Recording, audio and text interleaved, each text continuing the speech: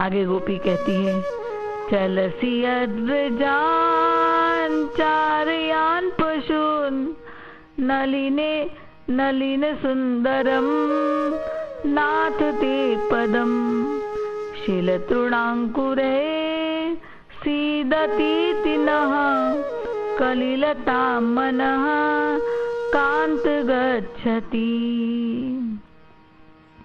अर्थ है, हमारे प्यारे स्वामी, तुम्हारे चरण कमल से भी सुकोमल और सुंदर है।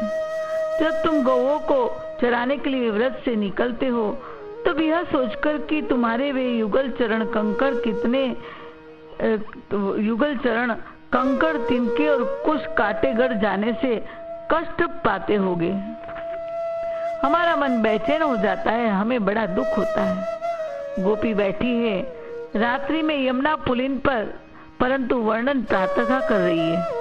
जो सुख की अंतिम सीमा है, रस स्वरूप है, उससे अधिक सुख कोई नहीं दे सकता।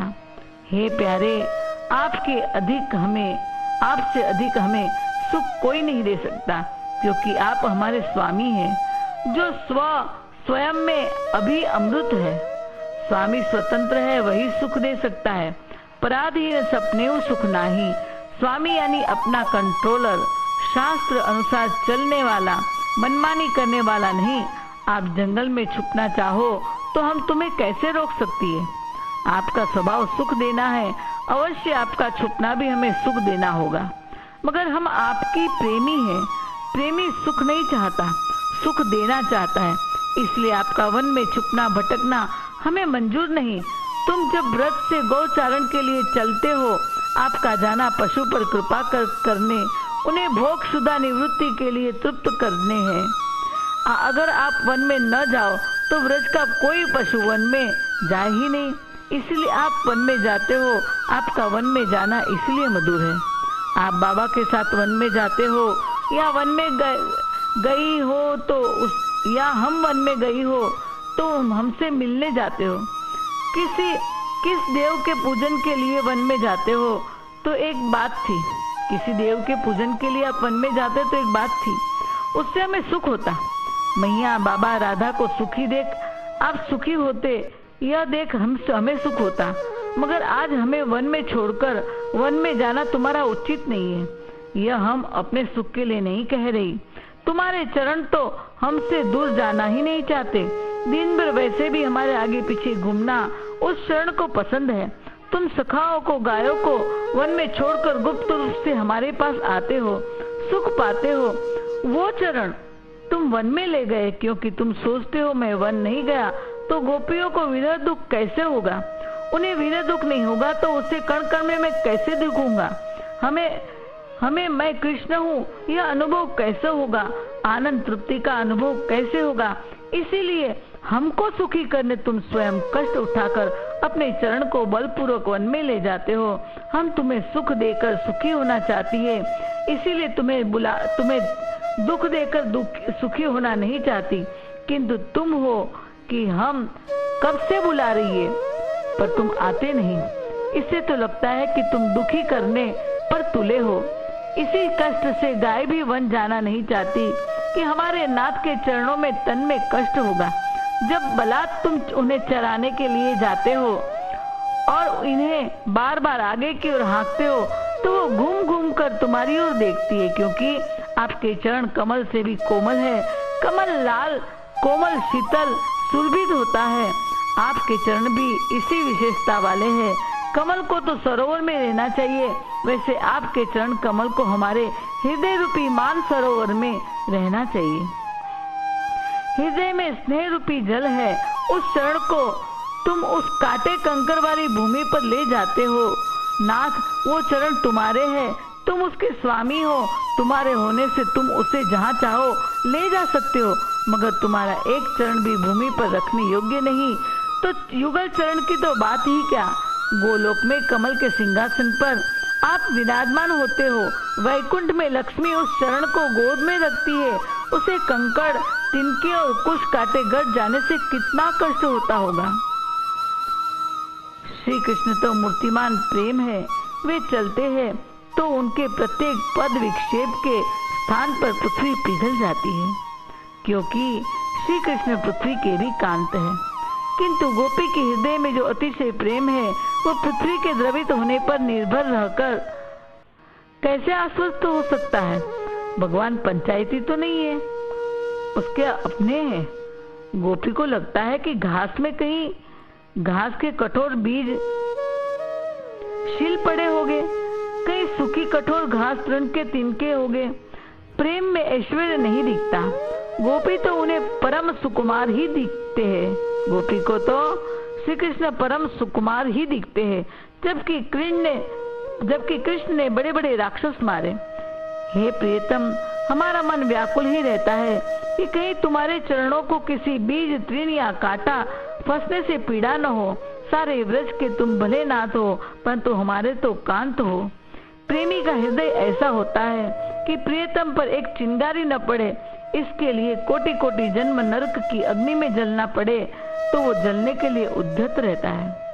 हमारे लिए सौभाग्य की बात है कि गोपियों ने भक्ति का वह मार्ग को प्रकट किया जो मुनियों के लिए भी दुर्लभ था।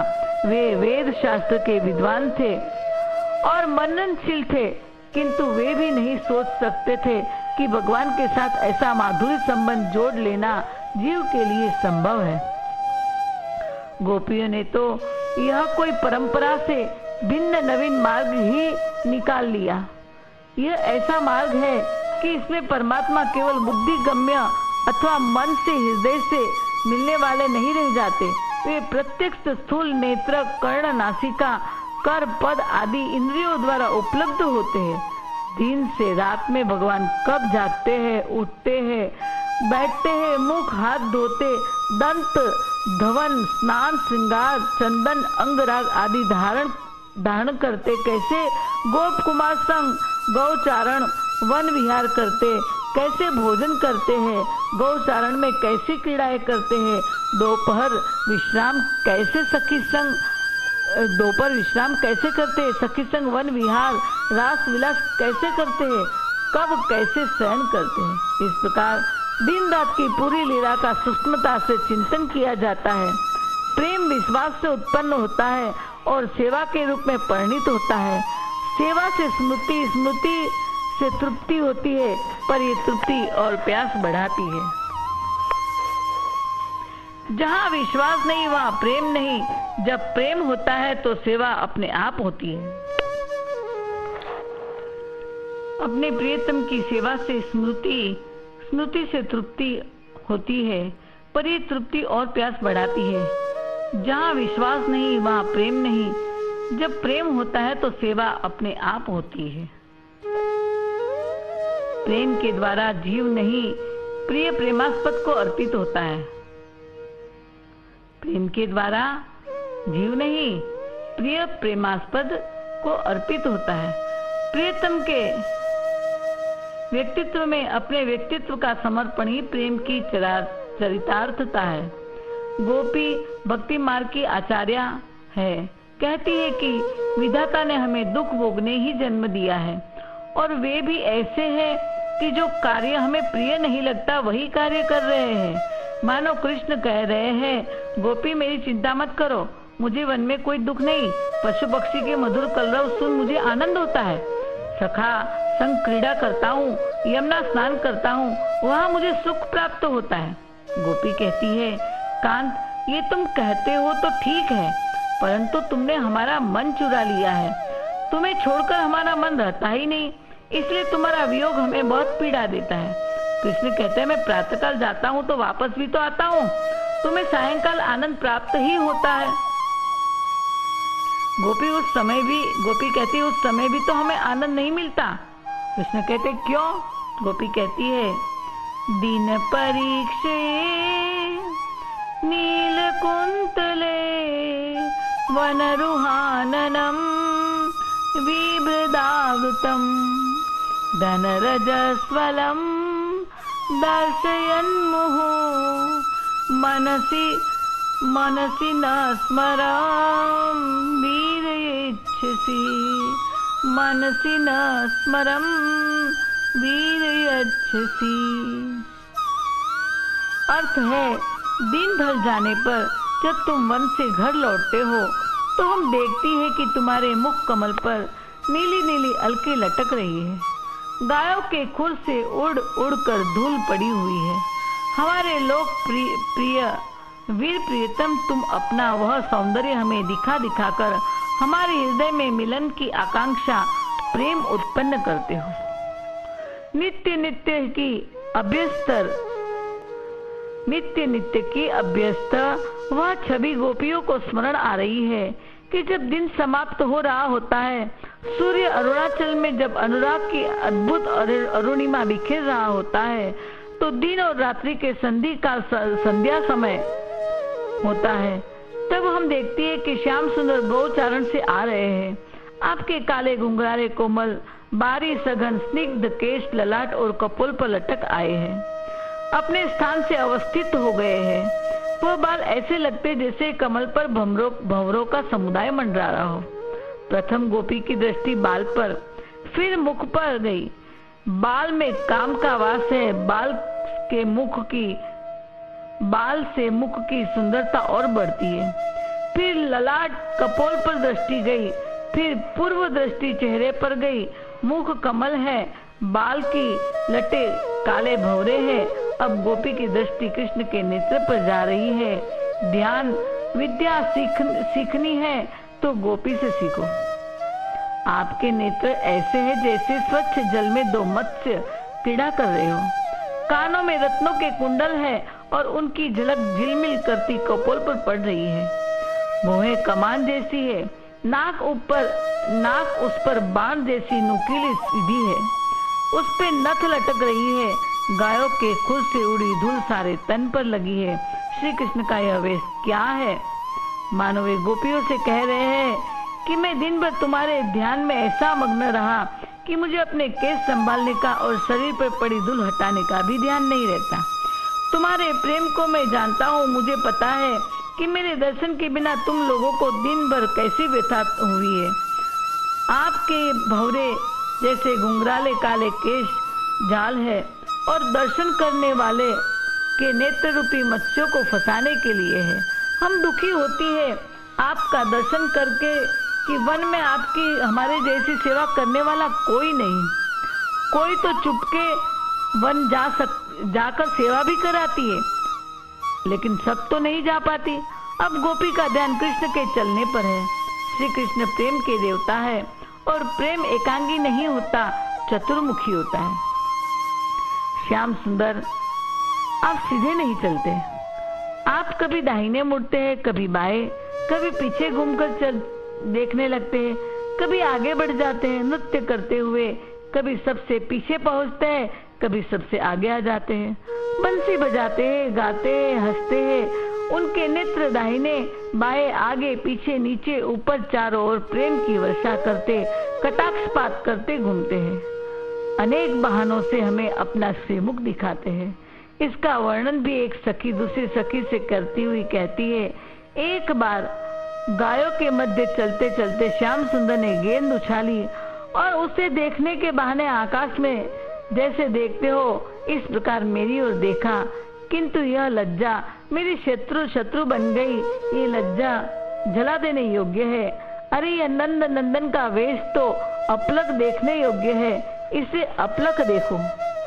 सखी कहती है, श्री कृष्ण के मुखारविंद से मधु क्षरण होता है। अपार माधुरी है उनके श्रीमुख में। संसार का मधु तो बोतल में बंद होता है, किंतु यह नित्य नूतन मधु है। इस मधु का पान किसी पात्र में नहीं होता। नेत्र ही भ्रमर बनकर इस मधु का पान कर सकते हैं। ब्रज गोपियों को जो दिन में श्री कृष्ण के वियोग का संताप था, वह इस मधुपान करने से दूर हो जाता है और उन्होंने इसके बदले लज्जा पूर्वक प्रेम पूर्वक सस्मित कटाक्ष से देखकर अपने उन प्रियतम का सत्कार किया। इस सत्कार को स्वीकारते हुए अपने गोष्ठ में प्रविष्ट होते हैं। गोपी नित्य की अभ्यस्त व छवि का स्मरण कर रही है। इसी रूप में आप हमारे मिलन की आकांक्षा प्रेमाग्नि उत्पन्न करते हो। स्मृति की प्रगाढ़ता ही स्मरण है। मिलन की आशा से व्याकुलता मिलन की बढ़ती है। जब मिलने की आशा हो तो प्रतीक्षा होती है, वे कब आएंगे इस प्रकार आपकी बाट जोते हैं। और मन में होता है कि पंख होती तो उड़ाती रे, रसिया हो बालमा। यहाँ मिलन में भी स्मरण है और वियोग में तो है ही। जैसे गंगा समुद्र में जाकर अपना नाम रूप सब समुद्र में विलीन कर देती है, उसी प्रकार प्रियतम में अपना व्यक्तित्व संपूर्ण रूप से लीन कर देना हो तो प्रेम के मार्ग पर आ जाओ। प्रेमी अपने कुल, वर्ण, आश्रम, जाति, यश, नाम, रूप, अहंता आदि सब प्रेमास्पद को अर्पित कर देता है। अर्पित करता है मानो उसके लिए सब कुछ त्याग देता है। संस्कृत में स्मर यानी काम।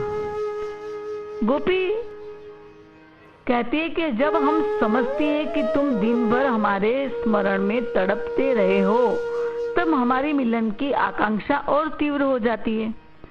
पहले ऋषि मुनि तप करते तो उनकी तपस्या तोड़ने इंद्र के दरबार की अप्सरा आती थी, लेकिन गोपी का काम जगाने साक्षात परमात्मा अनंत कोटि कंदर्प का रूप लेके आए हैं। गोपी के अंदर किसका काम जगाने आए? अपना। श्री कृष्ण को पाने का काम गोपी में जग जाए, इसलिए आए हैं। आपके मन में श्री कृष्ण अपनी कामना का संचार, व्याकुलता तब करे जब आपको संसार की कोई वस्तु, व्यक्ति, परिस्थिति अपने प्रति कामना उत्पन्न कर सकती हो। आज तो चूड़ी चमारी भी कामना जगा देती है, अप्सरा की भी जरूरत नहीं है। सृष्टि के मूल में काम है। सो कामयतः एकोहम बहुश्यामः, अतः इस काम को सर्वथा मिटा देना शक्य नहीं है। अंतःकरण में काम की वृत्ति तो आएगी, किंतु उसका संबंध अन्य किसी से न करके उसे श्री कृष्ण की ओर संबंध करो।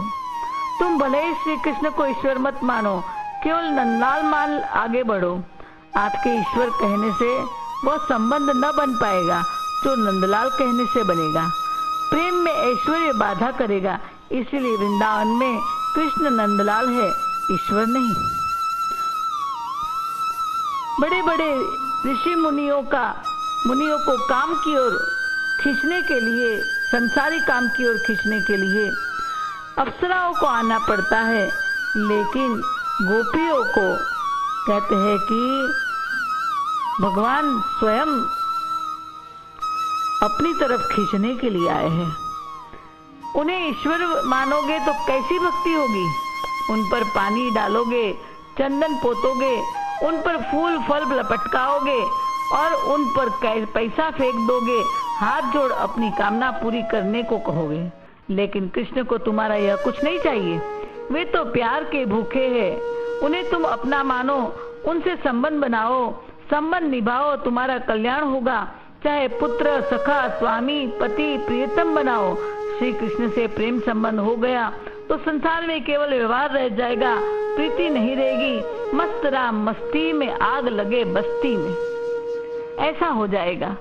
गोपी भी घर त्याग कृष्ण की मस्ती में मस्त हो उनका स्मरण कर रही है। नंगे पैर वन में जाने से हमारे हृदय में पीड़ा होती है।